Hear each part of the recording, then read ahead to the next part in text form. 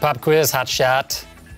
Who do you think gave more thorough and specific answers on Scientific American's questionnaire on the 14 top science questions?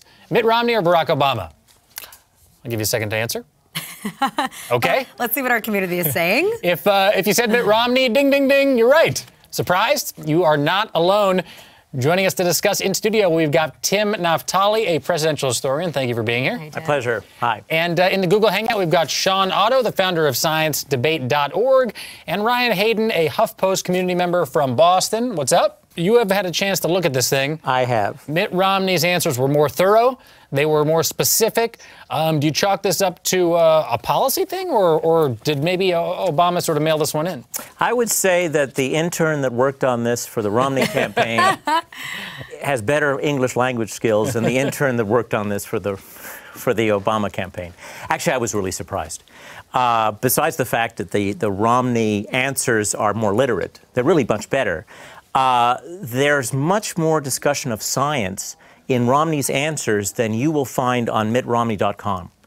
In fact, if you go to mittromney.com and look for the environment, you see references to the economic environment, not to the environment. So there was more there than I expected to see. Ryan, what was your reaction to the actual, the substance and sort of the thoroughness of the answers from the candidates? I was a little bit discouraged in terms of the reference to a lot of the past accomplishments Obama has made.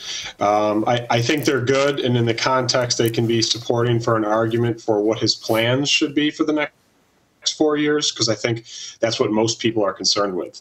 I'm not sure that, in comparison, Romney's answers stand up because he can't tout any of those accomplishments, but I wanted to hear more from Obama about what he was going to do instead of what he has done. When you go back and look at these questions that were given by the Scientific American, how many questions like that do you think are going to come up during the presidential debates? And Shawn, you're, obviously from ScienceDebate.org.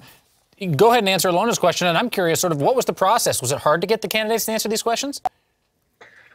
It was. Well, we did this in 2008 and then this year. This year we brought Scientific American on as a media partner, but we had to constantly dog the candidates. Actually, on both sides, this year it was a lot easier than it was in 2008, I think, because we're a little bit more of a known entity. They know that we're not trying to ask them about the fourth digit of pi or about the details of cell mitosis. We're not trying to embarrass them in some way. We just want to know about their responses to these really big policy problems that the country is facing that neither side talks very much about. And why is it that these issues aren't pushed more to the forefront by everyone? Well, here's what's so amazing, and that's that science was a non-political issue during most of the Cold War.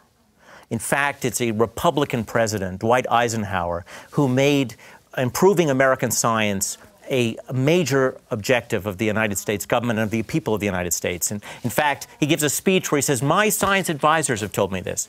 And then, of course, Kennedy suggests we go to the moon, and you have a continuation of this bipartisan understanding that science is good for America. Here's President Obama's campaign website. Here's his section on the environment. We already pointed out that Mitt Romney doesn't have environment on his website, and I was curious what the precedent was for it. Did John McCain point out the environment on his website? Did George W. Bush? Sure enough, we've got something called the Wayback Machine, and it takes us back to the McCain-Palin website.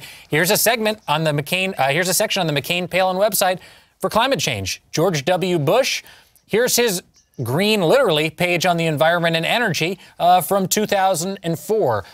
If the last two Republican nominees for President of the United States have a section on the environment, seems like it would be a no-brainer for Mitt Romney to have one. We did some polling at ScienceDebate.org and found that 85% of likely voters want the candidates to be talking about climate change and other big science issues. So I'm not quite sure what the powers that be in either campaign are thinking about that. Because I think that this election has come down to a set of headlines and sound bites. And when you get into having to explain the justification or reason for going at a lot of these issues, it does take someone who's responsive to an educated debate and an educated discussion. And I don't think that's a lot of what the broader electorate is interested in hearing. They are run on and vote for the emotion of what the major headlines drive. I think the specifics of what your guests have gotten into in terms of the details of the fracking versus, some of the other technology, that's not going to come up. You're going to lose someone that has the attention span of an 8th grader within 30 seconds